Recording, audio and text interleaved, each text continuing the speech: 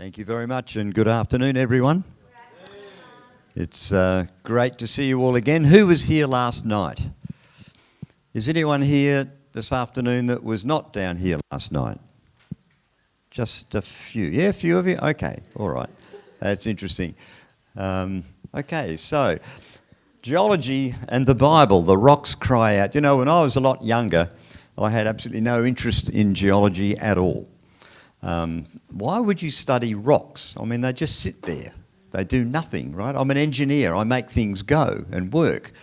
But I've changed my mind because the rocks, in fact, tell an amazing story. And if you think back, there was a time when Jesus entered Jerusalem riding on the donkey, and the crowds gathered around and cried out, "Blessed is the King who comes in the name of the Lord." Remember that? And some of the Pharisees took exception to this, and they said to Jesus, "Teacher, rebuke your disciples." And it's interesting, he said, Jesus that is, "I tell you, if these were silent, the very stones would cry out." And it's interesting that the stones actually do cry out. It's a silent cry, but the rocks tell us a very, very important story, and they give glory to God. And I want to share with you today the story that the rocks tell. Now, when you look at rocks, we're sort of conditioned to thinking that they're very old, that they took millions of years to form. But see that lump of sandstone there in the centre?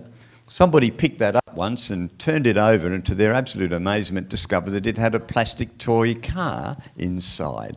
So how many millions of years old do you think that rock is? Not at all, is it? You see, the way we see the world, our worldview, gets conditioned by what our society teaches us. So when we look at things, we have in the background, if you like, a backstory through which we interpret everything that we see and hear and so on. It's called our worldview. And our society teaches a naturalistic worldview, or if you like, evolution, how the universe made itself all by itself without God. And the evolutionary story talks about millions of years, random processes. Death has always been present ever since there was life. Molecules transformed themselves into mankind through random, unguided processes. Dinosaurs became birds, and the list goes on and on. But what I want you to do today is to change your glasses with which you look at the world to taking God's word as the authority. And when we do that, we have a very different backstory, or a different worldview, if you like. We see things differently. We see an earth of just thousands of years old, or a creation of just thousands of years old. We see that there was no death before the fall of man, that all living organisms can be categorised into different kinds of creatures, as distinct from species, and we'll talk about that a little later this afternoon. And that dinosaurs actually lived with people. We talked about that last night. And that there was a global catastrophic flood where God judged the whole of the world. And it's Noah's flood, which actually is a key to understanding geology and the whole issue of the age of the earth. Now, if you remember last night, we also touched briefly on the two different types of science. And I talked about experimental science, which is what we do in laboratories and what engineers do, and they make things, and it's all about observable, repeatable experiments, and it's done in the present. But remember, there's another kind of science, we call it historical science, which is all about the past, and it's making up a story about the past to explain the present. I sometimes call it storytelling science. But it's dealing with unobservable things, unrepeatable things. So the conflict between the evolutionary story and what the Bible says, in fact, only takes place in the area of historical science. And the reason is very clear, isn't it? Because in the secular worldview, the evolutionary story, it begins by assuming there is no God, and therefore we have to explain everything naturalistically. But the Bible, of course, begins with those words, "In the beginning, God." So it starts with the assumption that there is a supernatural divine creator who spoke this universe into being. So when you start with such radically different points of view, no wonder you end up with conflict. And that's what we find in our society today. And I summarised it all by saying science studies the repeatable, but it's history that studies the unrepeatable. So when scientists talk about origins, they're actually stepping outside of their sphere of competence, because you can't observe your origins, you can't conduct experiments on origins. So the scientist really is simply projecting his worldview or his belief about what happened. But it's a belief, it's actually a religious position. Now, a lot of people who are atheists will say, no, I'm not religious at all, I just go where the evidence leads. But actually they are religious. They are holding to a belief that there is no God. And that's an active belief. Not a very sound one, I might suggest, but nonetheless it is a religious position. So evolution is religion. Now, what we're talking about here today is also belief, and I said last night that I happen to believe that this book is God's word and it's the truth from beginning to end. Now, that's a faith statement. It's not something that I can prove to you in some sort of mathematical way. But it's a very reasonable and defensible faith statement. In fact, I think it takes a lot less faith to believe God's word than it does to believe that the universe made itself by accident without any divine intervention. So let me illustrate this difference between looking at things in the past and what we can infer and measure. Let's imagine for a minute that you have come around the corner of your house, and in your backyard you discover a dripping tap, and underneath it is a bucket which is partly filled with water. Now, the evolutionists will quote ages for rocks and fossils and things that are always in millions of years. But we need to understand that ages cannot actually be measured. Ages are always calculated. And this illustration serves to point out how that works. So you observe this bucket. Now, because you're scientifically inclined, you can't help yourself. You measure the rate at which the tap is dripping and the volume of water in the bucket, as you do. And you discover that the tap is dripping at the rate of 0.5 litre every hour, and there are 6 litres of water in the bucket. Now, because you've all come here after lunch and you're all wide awake, I'm going to ask you to do some mathematics. How long has the bucket been under the tap? Who can work it out? 6 litres of water in the bucket, 0.5 litre per hour. Who can have a go? How long? 12 hours. Very good. Well, you might be right, but let's think about this a minute. You see, we have just chanced upon the scene. We did not see the bucket put under the tap. So to get 12 hours, you made a number of assumptions. You might not have realised you did, but there are several assumptions. Can anyone tell me, what did the young man assume to get 12 hours? Now remember, we did not see the bucket put under the tap. We've just chanced on the scene. We're doing our science in the present, like all science is done. What did we assume? Yeah. We assumed the bucket was empty when it went under the tap. But what if it wasn't? What if it was already half full? Then the 12 hours wouldn't be right. It would be 6 hours, wouldn't it, if it was already half full? But you see, we've got no way of knowing because we didn't see it put under the tap. We weren't there. We didn't observe. Remember what science was about? Observable, repeatable experiments. What else did we assume? Empty bucket, yeah? That the tap's been dripping at the same rate. We don't know that either, do we? What if somebody turned the tap on hard, partly filled the bucket with water, turned the tap off carelessly, left it dripping and then walked away? Just seconds before you came round the corner. You'd be completely wrong. And how would you know? Well, you wouldn't, because all you can see is a dripping tap and some water in the bucket. Anything else? I'm sorry? Yeah, we don't know who put the bucket there, but putting that aside, there's still the question of how long has it been there. Anything else we assumed? What's it been doing today? raining. You see, if you think about it, there's lots of ways in which you can get water into or out of a bucket when you're not even there. Maybe the dog had a drink out of the bucket. Maybe there's a hole in the bucket. I mean, there's all sorts of ways, aren't there, if we let our imaginations run. But let's imagine now that in our backyard, we have a very important backyard, and there's a resident historian. And this historian writes down everything that happens in your backyard. And the historian gave you a document. And the document says that the bucket was placed under the tap at 10 a.m. and at 2 p.m. you came around the corner. So now you ask the question, how long has the bucket been under the tap? Who wants to have a go at that? Yep, you'll go. 4 hours. Okay, but I might say to you, nah, look, you're just a historian. I'm a scientist, and I am very clever, and I have amazing technology that can measure the volume of water in buckets by counting the very molecules. And I can measure the drip rate of taps to the nearest millilitre per month or something, right? And when I apply all this amazing technology to the problem, well, you're right, it wasn't really 12 hours, it was actually 11.793261, down to the nearest microsecond.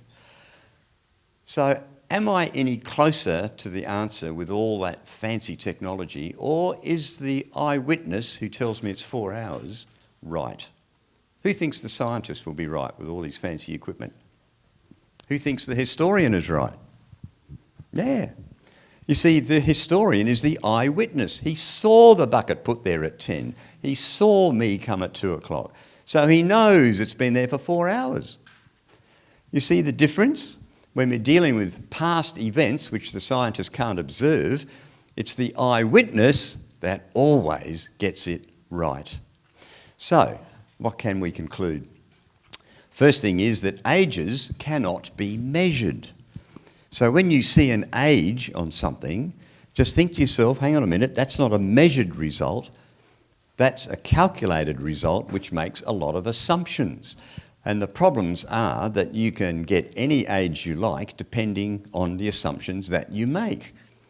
Now, if, for instance, you've measured the drip rate and the volume of water, but you need the bucket to have been there for, say, I don't know, some other period of time, then you can simply adjust your assumptions to make it work. And that's what people do. But the assumptions we make about the past cannot be scientifically verified because we can't go back into the past to observe what happened. Can you see the problem? You see, age can only be determined accurately by a reliable historical record. So that's interesting. How do we get an historical record of what happened right at the very beginning? Well, it's pretty straightforward, isn't it? The history book of the universe. That God himself so inspired the human authors that they wrote only in accordance with his purposes and without errors. And we can have complete confidence that the Bible is in fact God's word. Now, last night we talked about a timeline of Bible history. And I put up this chart that showed from the time of creation all the way through to the time of Abraham was about 2,000 years. From the time of Abraham to the time of Jesus is also about 2,000 years. And from the time of Jesus to the present day is about 2,000 years. So according to the Bible, here we stand about 6,000 years after the creation. Now, that was the view that was held and believed by people in the West for hundreds and hundreds of years. In fact, it wasn't until the late 1700s that people started to doubt it. In fact, you can find some old Bibles and they'll put in the margin notes that the time of creation was around 4004 BC.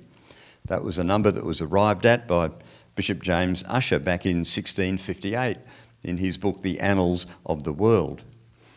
In fact, in Shakespeare's play, As You Like It, in Act 4, he has the character Rosalind saying this, "The poor world is almost 6,000 years old." Now, that play was written between 1598 and 1600. So people in the West simply believed what the Bible said. They saw no reason to doubt it. In fact, the first edition of Encyclopaedia Britannica, which came out in 1771, listed a table of remarkable events. And the first two were the creation of the world. They had a slightly different date. And then the deluge, or Noah's flood. And in the encyclopedia, it actually contained a drawing of what the ark might have looked like. So at that stage in Western history, people believed what the Bible said. Back in the 1600s, we have Nicholas Steno. He was the, if you like, the father of stratigraphy. That's the study of the layers and layers of rock that we find in geology. And he was a Bible-believing Christian, and he interpreted the layers of rock, all the sedimentary layers we see around the world, as being the result of Noah's flood. But then come the late 1700s, and a man called James Hutton arrived on the scene. And he wrote a book called The Theory of the Earth. And in it he said, the past history of our globe must be explained by what can be seen to be happening now. So he introduced an idea called uniformitarianism. You might have heard the phrase, the present is the key to the past. Sometimes comes up in geology classes and what have you. And the idea is that what we can see happening today, like rivers eroding their banks and depositing silt at the entrance in a river delta or whatever, those processes are all that we can use to describe all of the geology of the world today. Now, it sounds sort of reasonable enough, but what it does, it expressly denies the possibility of a past catastrophic event, like Noah's flood. So James Hutton was keen to try and come up with a naturalistic explanation for geology. And then in the middle 1800s, Charles Lyell, who was a lawyer actually, wrote a three-volume set called Principles of Geology. And he called it an attempt to explain the former changes of the Earth's surface by reference to causes now in operation. Once again, that uniformitarian philosophy. But in a letter to a friend, he admitted that his objective was to free the science, that is of geology, from Moses. Now, I wonder what he meant by that. Well, Moses edited the first 5 books of the Bible, didn't he? Or wrote and edited, including the book of Genesis. So what he was really saying was he's trying to free geology from the biblical account of creation.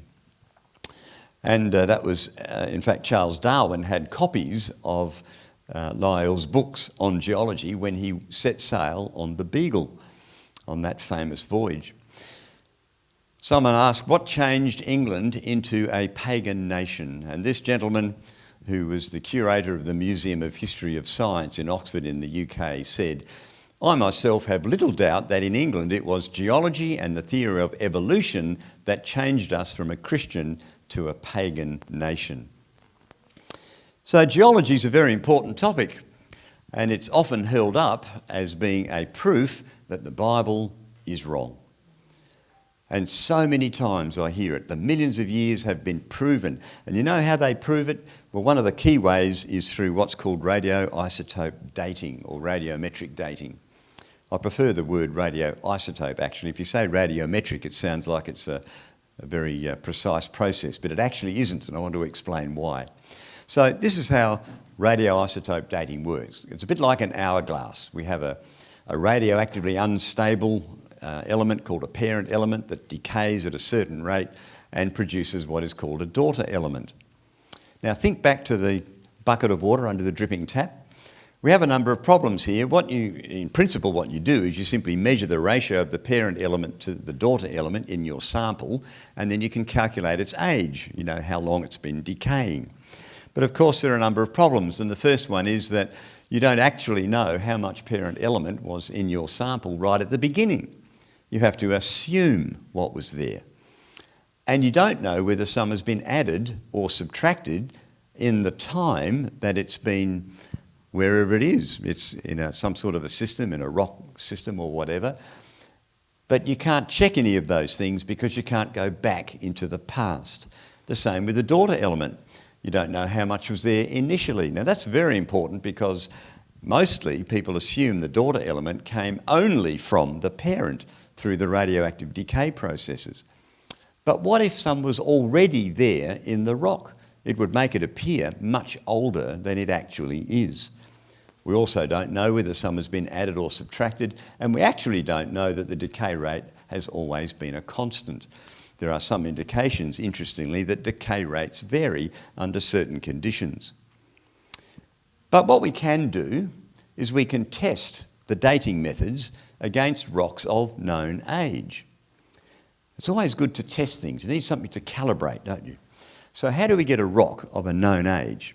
Well, a really good way is to sample the lava dome of a volcano which erupted with a known date. So here are some examples. Now, I'm just going to pause a moment and remove my jacket because it's actually getting quite warm in here.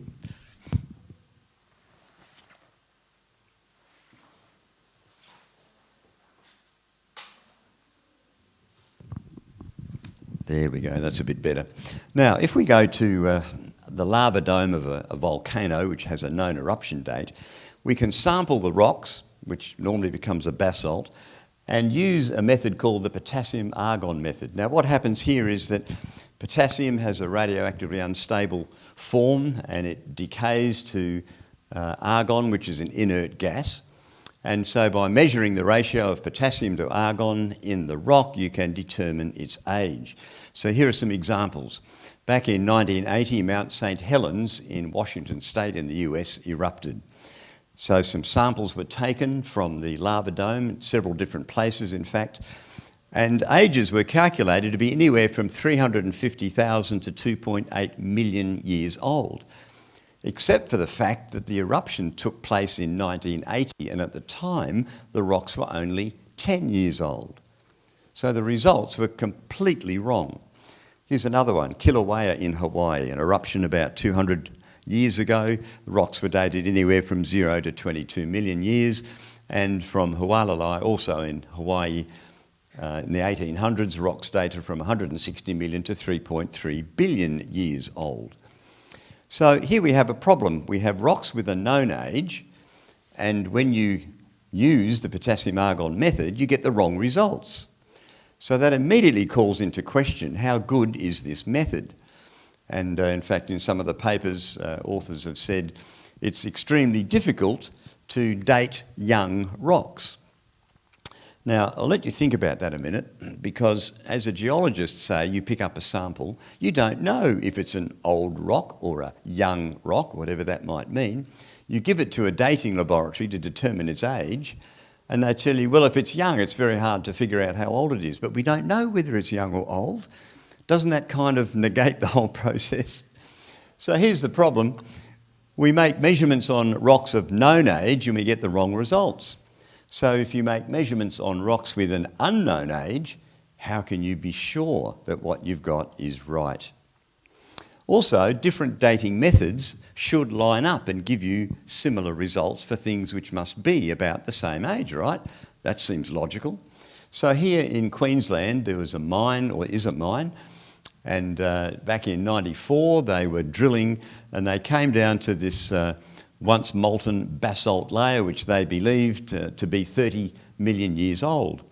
And it turned out that there was some wood embedded in that lava flow. And they did some dating on the basalt using the potassium-argon method, and it turned out to be 37 million years old. But then they carbon dated the wood. Now, carbon dating works on organic material, something that was once living, like wood or bone and so on. Doesn't work on rocks. But the carbon date for the wood turned out to be 45,000 years old. But the wood was embedded within the lava, so they must be about the same age, but they're more than a factor of 1,000 different. So something clearly is wrong. Here's another example. This piece of wood was found embedded in some Hawkesbury sandstone, and the Hawkesbury sandstone was believed to have formed 230 million years ago. The wood was carbon dated at 34,000 years old. How could something so young get totally encased by something that's vastly older than it? And this is a moment of honesty from a scientist who said, if a carbon-14 date supports our theories, we put it in the main text. If it does not entirely contradict them, we put it in a footnote, and if it's completely out of date, well, we just drop it. Now, I'm not trying to poke fun at scientists here, I am one, but you see what's happening here is that these experiments, these measurements are actually quite expensive.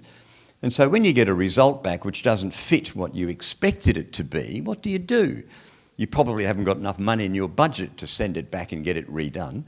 And so the tendency is to rationalise the results. You might think, well, maybe the lab equipment wasn't well calibrated, or perhaps there were impurities, or maybe the lab technician had morning tea in the middle and got it wrong somehow or other. These are all a bit insulting of dating laboratories, I might add, who are actually very, very good scientists at what they do, and they do measure accurately the isotope ratios, but it's the interpretation into ages which is the problem. So what do you do when something doesn't fit? Well, if it's not too far out, you just put it in a footnote, but if it's completely wrong, well, if I put that in my paper, I won't get published, you see. The peer review process will reject it. And so we just drop it. Well, here are some interesting examples of how this doesn't work. Diamonds are believed to be between 1 and 3 billion years old. Now, it's the hardest naturally occurring form of carbon with a very, very tight lattice. And you cannot get impurities into or out of diamonds in some sort of naturalistic way. Now, because they're so old, you would not expect there to be any carbon-14 in a diamond. And the reason is that carbon-14, which is a radioactively unstable form of carbon, decays quite quickly. It has a half-life of only about 5,700 years.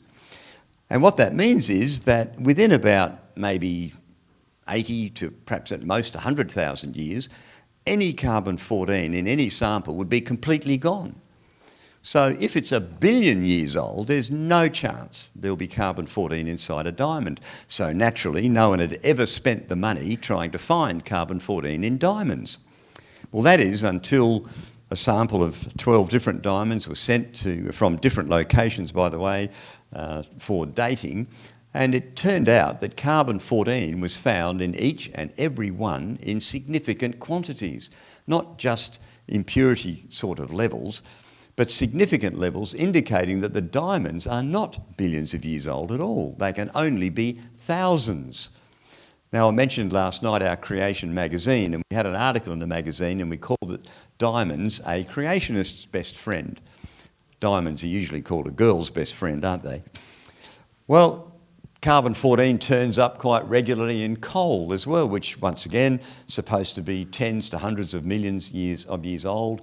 Once again, no chance of carbon-14, but in every sample, carbon-14 was found, meaning that these lumps of coal are not as old as is believed. And here's an interesting set of data here. These are radiocarbon dates. If you look on the right-hand side, you can see there are samples of bone, wood, coal and marble that were found embedded in sedimentary rock layers. Now, the time span across the top is over 600 million years, with the present is on the left-hand side and going older and older and older as we progress to the right. But each of these samples had carbon-14 present, and you could determine a radiocarbon age in some thousands of years, and I'll talk about that a bit later on in the interpretation of that.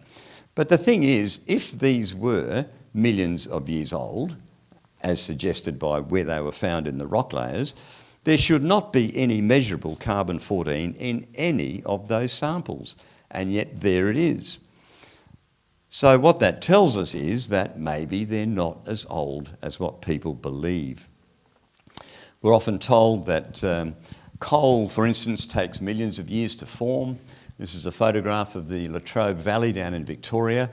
And the coal measures there are about 700 metres thick. They're enormous.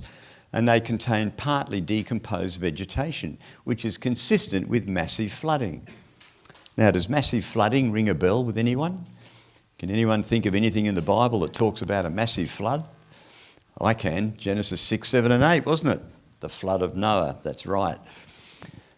Now, there's a theory around that you'll read about in your textbooks about how coal forms, and the idea is that you've got a swamp, a tranquil environment, and various bits of vegetation fall off trees, fall down into the swamp area, and it slowly consolidates, and over millions of years it ends up being coal. But the problem with that is that it is not supported by what we can observe. For instance, in the case of the Latrobe Valley coal, and this is true elsewhere around the world, there's no soil found underneath the coal layers. And there's no evidence of roots. It's all pure clay. So what were these trees that were supposed to be there dropping vegetation? There are horizontal ash layers that run through the layers of coal. That speaks of volcanic eruptions, which is a very violent environment, not a tranquil one. And there are large pine tree trunks that are distributed randomly throughout the coal. Now here's a problem, because they include things like king billy pines, which don't grow in swamps. A much better view is to understand that coal can be formed rapidly. In fact, this can be done in a laboratory, and it doesn't take long at all.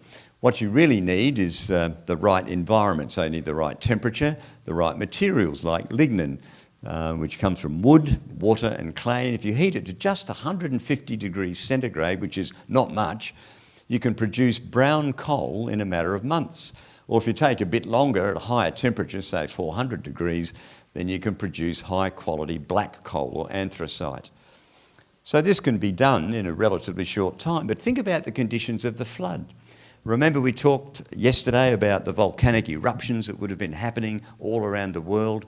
Plenty of heat and warmth there in those layers and compressing down all of the sediments and the vegetation that would have been swept and buried under all of that, those sedimentary layers. So the conditions are there easily to form coal. And coal and oil and gas deposits all around the world today are actually a result, I believe, of Noah's flood. It's buried, compressed vegetation. My colleague, Dr. Taz Walker, who is one of our resident geologists based in Brisbane, said, if ever there was a geological phenomenon that should remind us of Noah's flood, it is coal. Coal points to a global catastrophe because huge quantities of vegetation have been uprooted, transported and buried by water under great volumes of sediment all over the world. In the book of Genesis, there's a very interesting verse in verse 9. It's all interesting, but this one in particular speaks of how God gathered the waters into one place and let the dry ground appear. So it would seem that there was one large landmass originally and one ocean. We don't know what shapes those would have had, but that's the inference of that particular text. Now, interestingly, geologists have looked at the different continents and the tectonic plates, and they've sort of figured, well, you know, it's a bit like a jigsaw puzzle. You could put these bits together. And so they have a thing which looks like this, one landmass. And we've got a sequence here that shows how, over time, each of these things could have moved.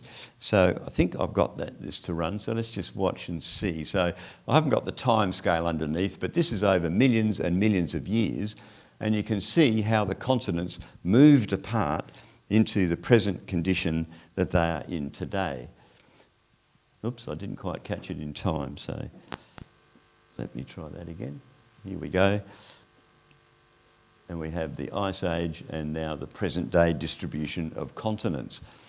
Now, the geologists, the secular geologists, believe that that whole process took place over millions and millions of years.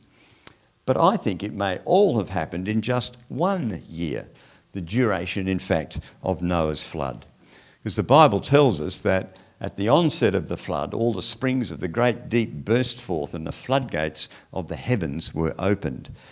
And as I shared last night, you can see the crust of the earth consists of huge plates, continental or tectonic plates, and they grind together slowly at present rates of only centimetres per year.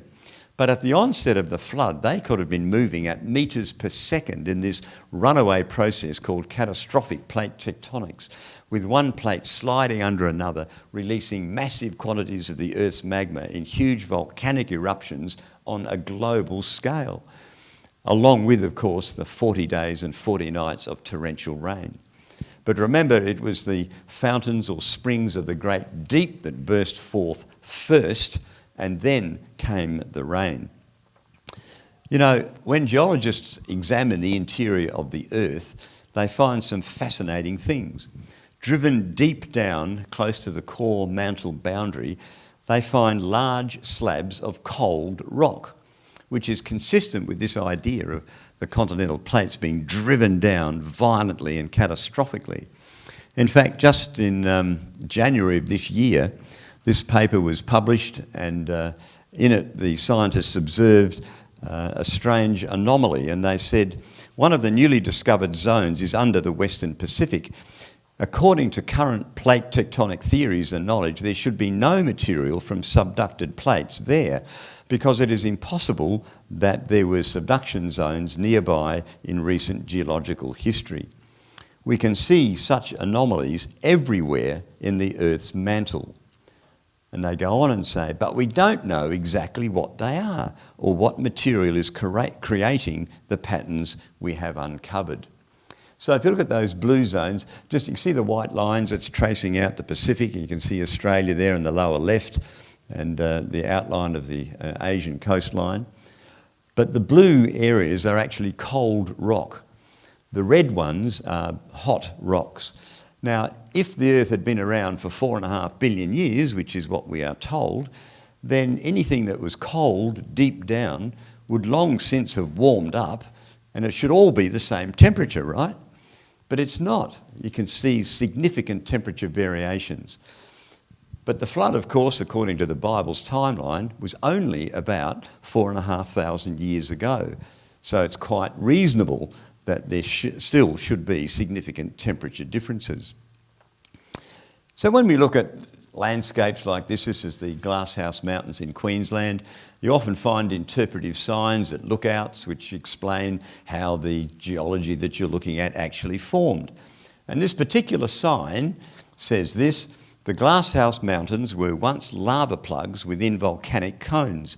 The volcanic cones and surrounding Landsborough sandstone were eroded by wind and water over 25 million years to reveal the lava plugs which you can see today. Now, I would pretty much agree with that description, except for the time scales. They argue it took 25 million years, but I think all of that would have taken place during the course of the flood.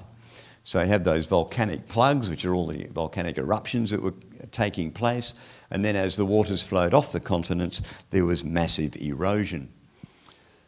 So when we look at something like Grand Canyon, this is the reason, I guess, that applying Hutton's idea of uniformitarianism, this is where the idea of the millions of years comes from, because each layer would have been laid down by some catastrophe, and then another layer on top of that, and then another on top of that, and so on, building up all these layers. So it must have taken millions and millions of years to make such a structure.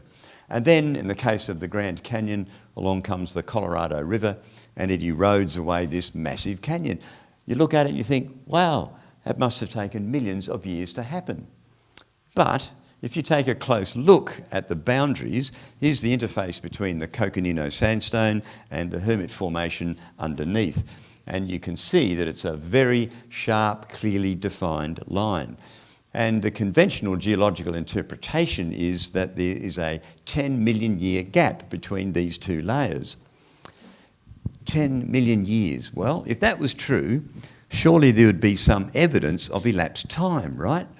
I mean, this layer, the Hermit, has to lie there for 10 million years, but surely you would see some evidence of elapsed time, like, for instance, there'd be signs of vegetation, tree roots and animal burrows and so on. And the next time it rained, surely there would be some erosion. But when you look there, you can see there is no evidence of erosion at all. So in fact, there's no evidence for the 10 million years. So have we ever seen rock layers with all these horizontal strata actually form rapidly? Well, it turns out we have, and a lovely example was Mount St Helens, which erupted in 1980, and it changed the geology of the area around the base of the mountain. It was a massive explosion, but actually not very big on the scale of volcanic eruptions. But one of the things it did was to deposit all of this sedimentary material there. And this particular canyon, called Engineers Canyon, was formed a couple of years, in fact, after the eruption itself. And if you look closely at the sides of the canyon, you can see various layers. And down the bottom there, you can see a person standing to give you some impression of the size of it. And if you applied the conventional uniformitarian interpretation, you would say must have taken a vast period of time to deposit all of those layers, except for the fact that the lower one, which actually occurred on the date of the eruption, that's the 18th of May 1980, the middle layer was deposited about a month later, and it was from what's called a pyroclastic flow. That's where you have an extremely hot gas which is mixed with a slurry of materials, and it deposits layers as it blasts out. All of that happened in one day, and on the top there was a mud flow 2 years later that deposited that sedimentary layer. Now, all of those things were observed to happen, right? Remember, science was about observation. So we have an eyewitness account of when those layers were formed. So if we take a close look at the pyroclastic flow now, we discover these very fine layers in there called varves. And generally it's accepted that each of these takes a long time to form. But we now know that such rapid layering can occur due to gravity separation of a horizontally moving system like that pyroclastic flow, a horizontal slurry. And when we look at Grand Canyon, we can see all those horizontal layers, but there's obvious massive erosion which has taken place over the surface. But you can still see the horizontal layers, which must have been, therefore, deposited rapidly. Now, just south of here in Austinmere, on the beach, there's a cliff face, and you can see there various layers. I'm standing next to a coal-bearing layer. Immediately above it, that white layer is an ash layer, then more coal, then more ash, and then more coal, and there's a sedimentary layer on the top and a sedimentary mudstone underneath. Now, that doesn't speak of a slow, progressive process. That speaks of rapid deposition in a very violent environment. We also find indications of rapid deposition with things like polystrate fossils. These are fossil tree trunks that extend through multiple layers of rock. Now, if they took thousands of years to form, then the tree trunk would have rotted away long since, wouldn't it? But there it is, still intact through multiple layers of rock. That once again speaks of rapid formation and then emplacement rapidly of the tree trunk. And they tend not to have roots underneath. They've been ripped out of where they were once growing and transported by the water and then implanted in freshly deposited sediments. I want to play you a short video clip that comes from our documentary Evolution's Achilles Heels. And this shows how rapidly flowing water can build valleys and mountains, and it's very dramatic. But there are some things about modern mountain belts that we see that don't seem to fit with this conventional view. Rock is brittle. It doesn't bend very easily. If you try and bend it, it breaks. Now, granted, on a big scale, you might be able to get some pretty big bends out of a large rock. But these bends are tight and close, and you can walk from one end of them to the other. This type of bend and folding without breaking the brittle rock means that maybe it wasn't brittle rock at the time of its formation. These might have been much softer materials. After all, they were laid down during Noah's flood. They'd been compacted down, started off horizontal, but then as the tectonic movements occurred, they shifted and folded them while they were probably still soft. So when we look at it this way, what we realize is that the really tall mountain chains, the Alps, the Rockies, the Himalayas, they didn't exist before the flood. The whole reason that they exist is because of the flood.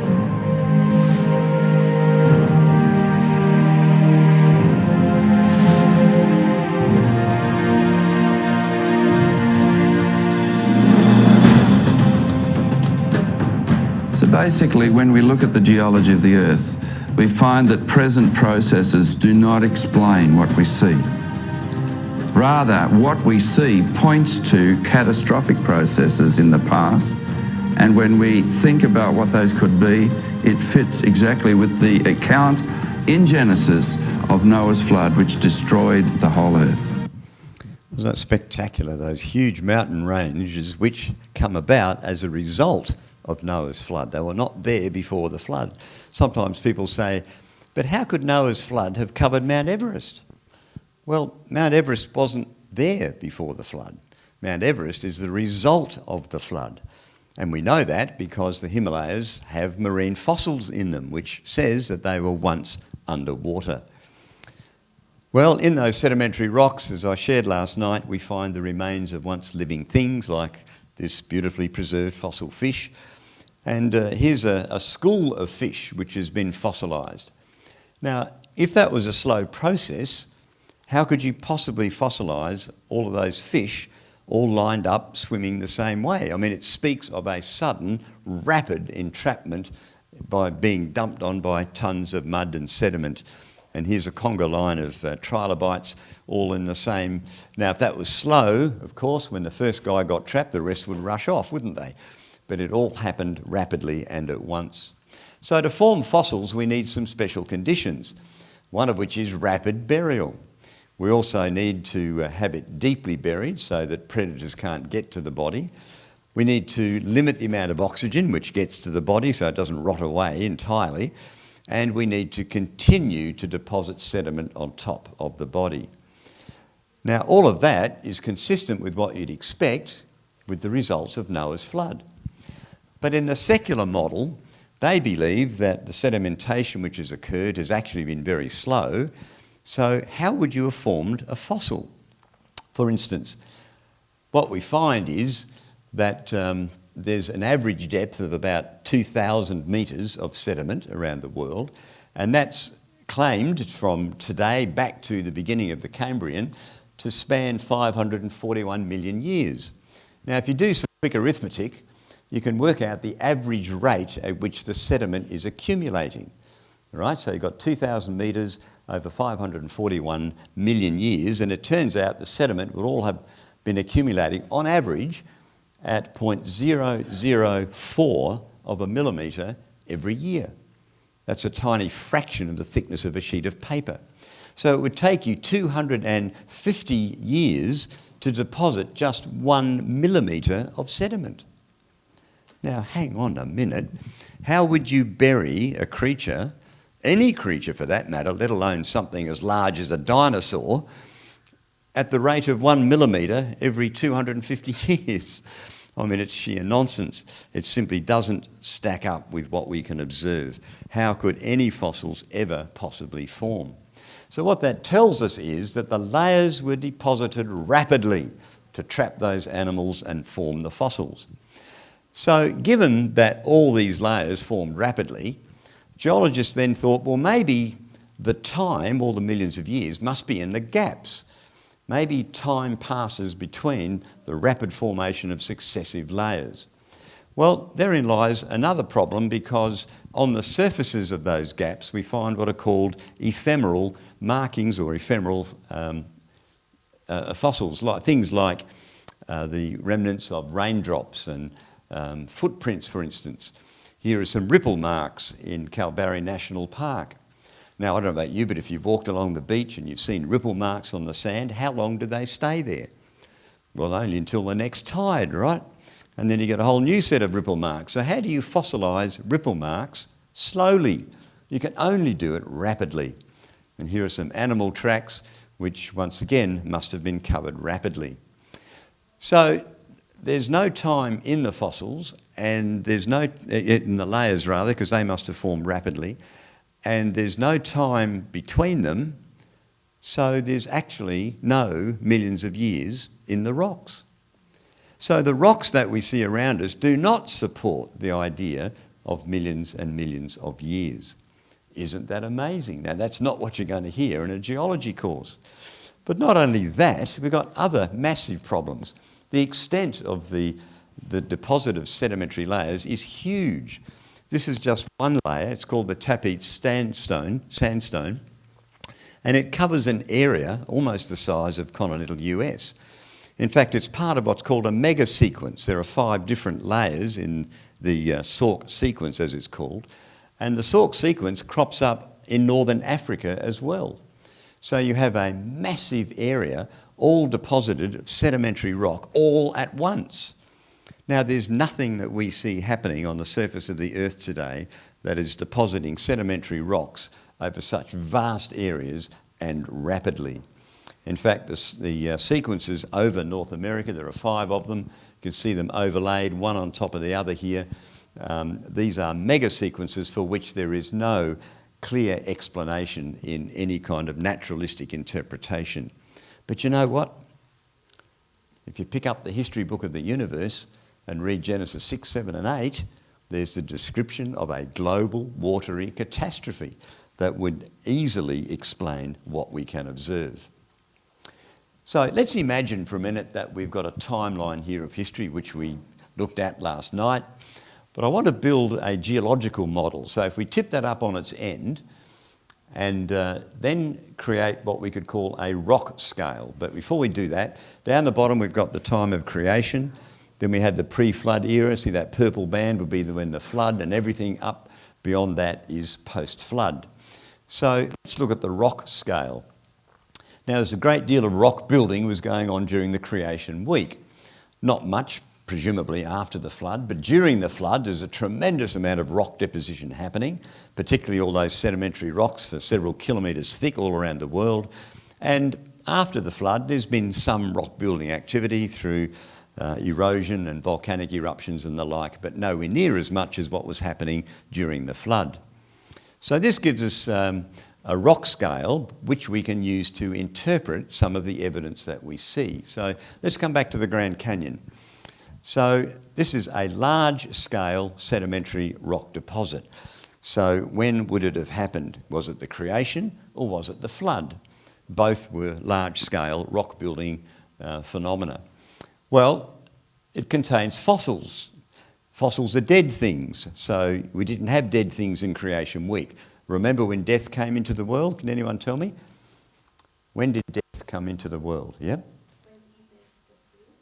After the fall of man, wasn't it? That's right. When Adam and Eve sinned against God, then death came into the world. So if the rock has got fossils in it, it must have been after the creation. So that says we can delete the creation rocks. So Grand Canyon rocks must be flood rocks. Okay, so let's analyse it a bit more detail now. So during the flood, we have an inundatory stage as the floodwaters are rising, and then we have erosion landscapes formed as the waters start to flow off the continents. And in Psalm 104 it says the mountains rose up and the valleys sank down, the waters flowed off the continents and into the oceans. So let's just use that now. There's our model with the recessive and inundatory stages. Now, the rocks that we find in Grand Canyon and the layers, the gaps in between, contain footprints. So if they contain footprints, then it can't be the recessive stage, because if it was, that means animals survived the flood. But none did, remember? The only animals that survived the flood were those on the ark. Therefore, they must have been deposited in the inundatory stage. So when we look at the Grand Canyon, we know that this was formed as the waters of the flood were rising. Well, we can drill a bit more deeply. So let's have a look, and don't panic because we're not going to look at each of these. But looking at the recessive stage of the flood, initially the flood waters would have started to flow off the continents in huge sheets of water, and then as it became a little shallower, they would start to disperse and produce channels and valleys and canyons and so on. So let's have a look at some landscapes. Here we are at the Three Sisters. Right across the top we have what's called a planation surface. That would have been at the early stages as the floodwaters started to flow off the continents. So it leaves behind large flat areas like the Australian outback, like the Canadian prairies, like the Russian steppes, or the savannas in Africa, large flat areas that are water formed. But then there's been massive erosion in the dispersive phase as the waters started to shallow down and to channel and carve out great valleys. Here's Monument Valley in the US. You can see the planation surfaces. The one at the front looks higher. It's actually just because it's closer. They're all about the same level. and there's been massive erosion which has taken place around those columns.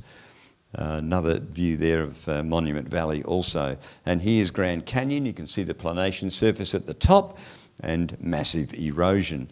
And here in the Blue Mountains, there's another example. So we can see it everywhere.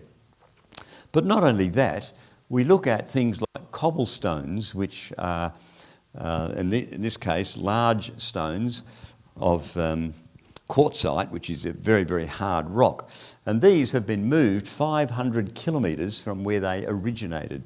So these are actually in the centre of the US. They've come from around the Rocky Mountains area. So what could move such large boulders so far on flat surfaces? Well, geologists have looked at that, modelled it, analysed it. It turns out you would require a current of at least 100 kilometres per hour in waters 60 metres deep. Now, can anybody think of a body of water 60 metres deep moving at 100 kilometres per hour? We don't see that on the face of the earth today. But imagine as the continents are being lifted up and the waters are flowing off, that's exactly what you would get. And these cobblestones have been moved all that distance, or cobbles rather, and you can see those round little circular marks on them. They're percussion marks as these boulders have been bashing into each other. So that speaks of massive runoff. Geologists have got really no model at all to explain how they could have moved so far. Well, let me just move on quickly because there's some other interesting things here. As the waters flowed off the continents, those top layers of sediment would have ended up off the edges of the continents in what are called continental margins. So if you look at the light blue in that diagram there, you can see around each of the continents there are a lot of, there's shallower water, the continental margins. Now, the way they form is not by wind-driven currents that we see today that flow along coastlines, but by water flowing off the coastline at right angles to it, which is what produces that shelf kind of a shape. So here's a map of Australia, courtesy of Mr. Google, and once again you can see the continental margin there.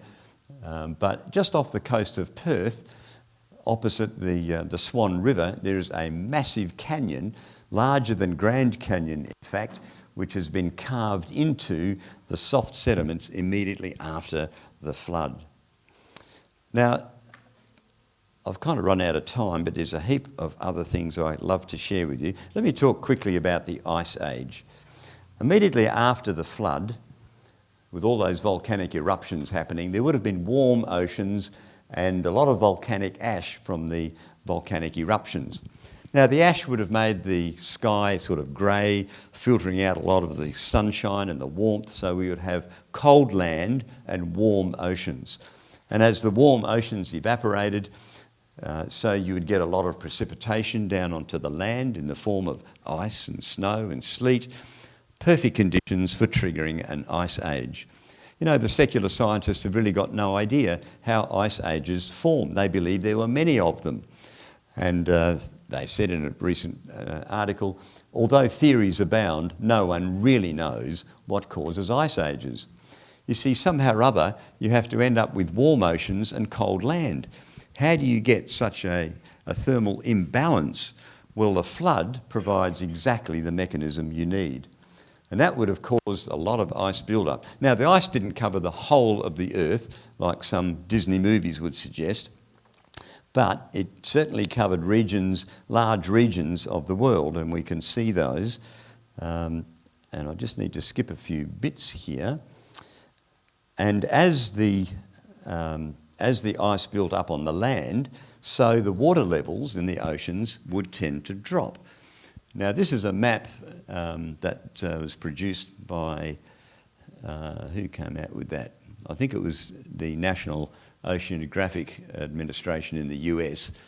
And I hope you can see this, but if you let the water level drop, this is a 100-metre reduction in water level, can you see those lighter areas now where land has appeared, which today is underneath the water? Now, it's interesting because it forms bridges around key areas like the Bering Straits between the US and Russia, all over Europe, joining England to Europe, and large areas down through the Indonesian archipelago down towards Australia. It's been estimated that the water level with the ensuing ice age after the flood would have dropped about 130 metres, a little further than that. So one could, in effect, virtually walk all the way from the Middle East to any corner of the earth with these land bridges in place. Now, over several centuries, that thermal imbalance was restored and the water levels rose again, cutting off those land bridges and isolating different populations and people groups and animal groups. And that appears to be how people and animals have migrated around the world after the flood. And we see evidence of this in what's called biogeography. So here's a picture. Here we have jaguars that we find in South America, and we find leopards in Africa. But interestingly, you can hybridise them. And that suggests that they come from the same kind. You can produce jaguars or leguars, depending on, I think the male is the first. So on the left, you'd have a male jaguar with a female leopard producing a jaguar, and vice versa. Now, if you can hybridise them, that suggests they come from the same big cat kind. But herein lies a problem, because a fertile hybrid is consistent with post-flood migration, but not with evolution over 3 million years, because it's believed that those continents, South America and Africa, separated 3 million years ago. So after 3 million years, it's hardly likely that you'd be able to hybridise. And yet it makes a lot of sense if we look at the timescales of the flood. You know, the Bible says that we are to demolish arguments and every pretension that sets itself up against the knowledge of God. And I think that belief in evolution, this idea that the universe made itself through natural processes, is perhaps one of the biggest pretensions that stops people coming to know God. Because if the universe made itself, well, maybe we don't even need God, and perhaps he doesn't even exist. Now, our ministry course is aimed at providing you with resources to be able to demolish these sorts of arguments. And of course, I mentioned the website. I also mentioned yesterday our creation info bites, and you'll find sign-up forms are available up the back for that. Just look for that form, and you can put your name and email address and postcode there, or just scan the QR code. Just to remind you again, we're on media platforms and also Creation Magazine, that wonderful resource which is such a valuable asset. Now, other resources, if you purchase just one book today, I'd recommend this one, the Answers book. We actually sold out of these last night, but we've got new stock, so if you didn't get one, there are more to get a hold of. This is a great little book called The Deep Time Deception, which addresses the deception of the millions and millions of years. And this book, fairly new, Biblical Geology 101, we've got some copies of that up the back, which is a fantastic resource. There are lots of videos on the website, over 700 in fact, and you can get a hold of those at creation.com. Let me just finish with this testimony. This young person wrote to us and said, "A few months ago I started my high school geology course and my faith was weakened by the evolutionary arguments presented in it. A few months later I received quite a number of your books for Christmas. I must say these books, as well as this website, have greatly strengthened my faith." So friends, the Bible paints three pictures of the earth. The first is that perfect creation right at the beginning. But into it came an intrusion of death, disease and suffering because of Adam's sin. But the Bible also says that there will come a new heaven and a new earth. But that big picture makes no sense if we try and add to our biblical understanding the idea of millions and millions of years of evolution. Because evolution, remember, places death and suffering before Adam, which basically takes that left-hand side of the picture out. And so now, that means that if the millions of years are true, God made the world full of suffering, disease and death. So how can he be a good God? But it's actually worse than that, because the Bible says the new heaven and the new earth will be a restoration. That means there's no hope for the future. Are we going to be restored to millions of years of suffering and death and struggle again? It makes no sense. That's why we need to put the left-hand corner back into our understanding of world history. And that's what we find in the opening chapters of the Bible. So indeed, the stones do cry out, but they cry out the truth of God's word. So thank you very much. I've gone a little bit long for that. I apologise for that, but let me hand back to Pastor Kevin. Thanks.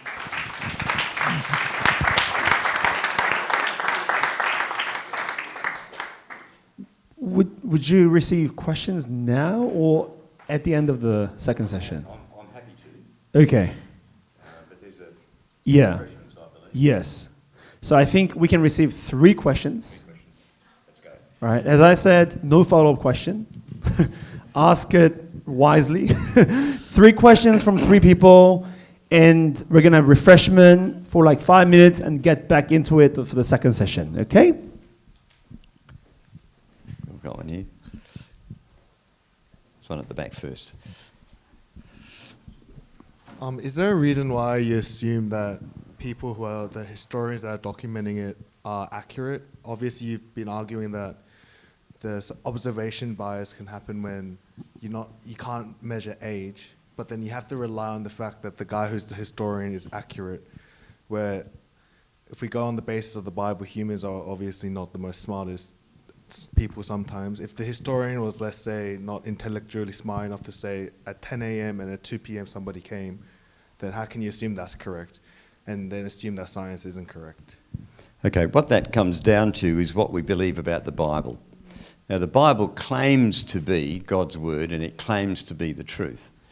So some people say, oh, well, that's a self-testimony, and why would you believe that? But if it is indeed the truth, then it's not unreasonable that it would lay claim to be the truth. So the correct response is actually to test it. The Bible, of all the holy books, is quite unique because it invites people to test it. In the Old Testament it says, taste and see that the Lord is good.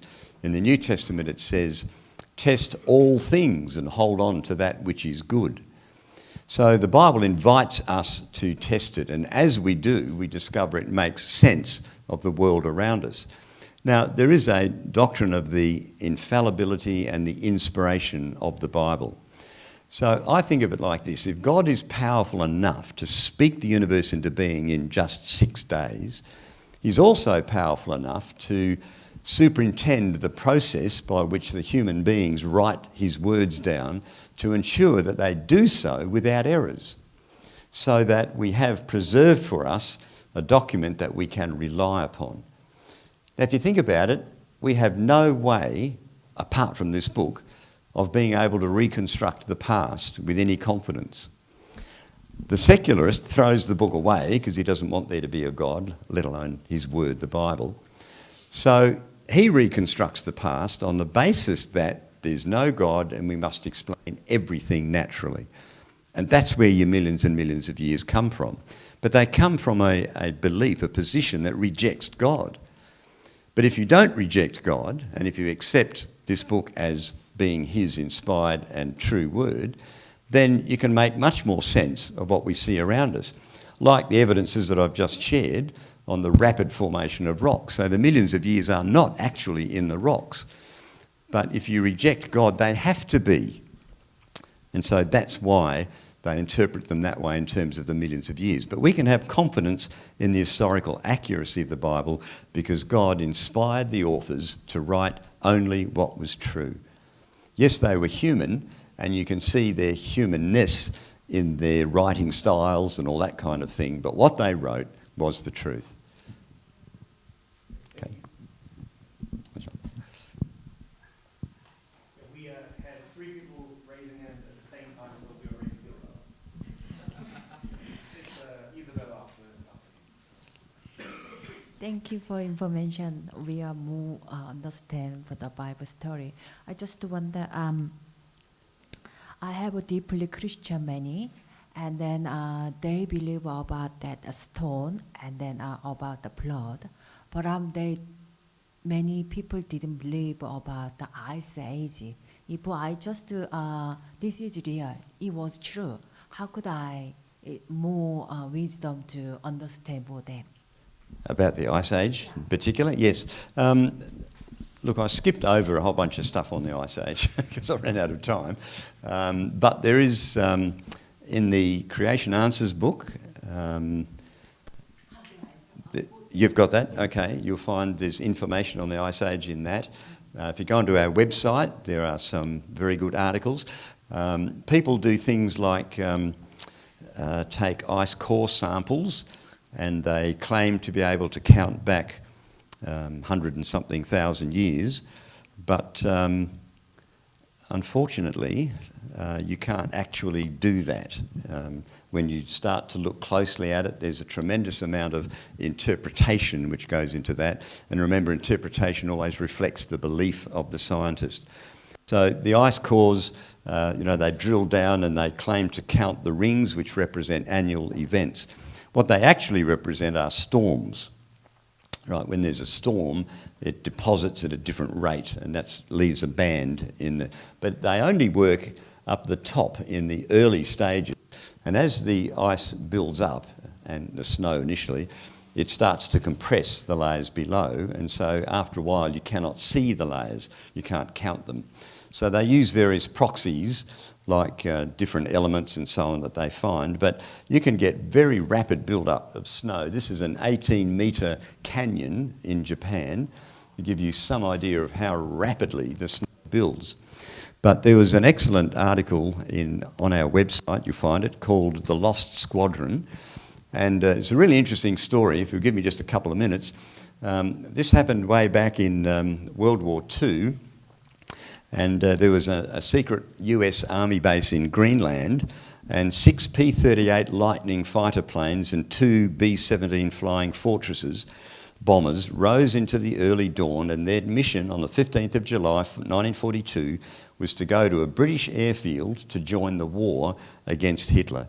But they ran into a massive blizzard, so they tried to turn back to an airfield, but they couldn't get there, they didn't have enough fuel. So they ended up crash landing on the icy wastes of Greenland's east coast. Now, fortunately, all of the crewmen were rescued. They were able to land, but they wrecked the planes in the process. And they were all rescued unharmed by dog sled about 9 days later.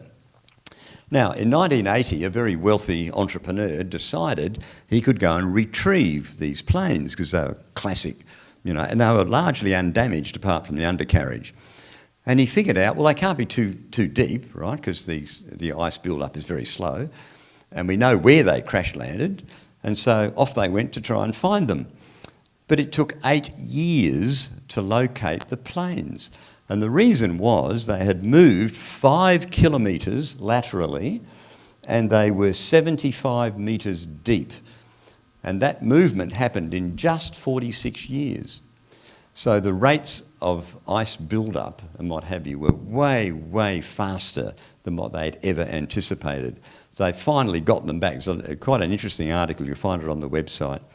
Let me just read this because it's interesting. At the present rate of precipitation, the Greenland ice sheet would form in just 5,000 years. That's all it would take. Now think, the flood was 4,500 years ago, while the Antarctic ice sheet would take only 10,000 years. But the ice sheets grew much faster in the post-flood rapid ice age, which would have lasted about 700 years. So what you have is very turbulent, stormy weather depositing. Remember, this is just after that massive thermal imbalance has occurred. Tremendous storms are coming through, and each one representing a layer. There was much heavier annual snowfall and much less summer melting. Thus, the Greenland and Antarctic ice sheets grew rapidly for hundreds of years after the flood, eventually arriving at the general steady state observed today. So, when you look into it, you discover that the ice core dating is just way off.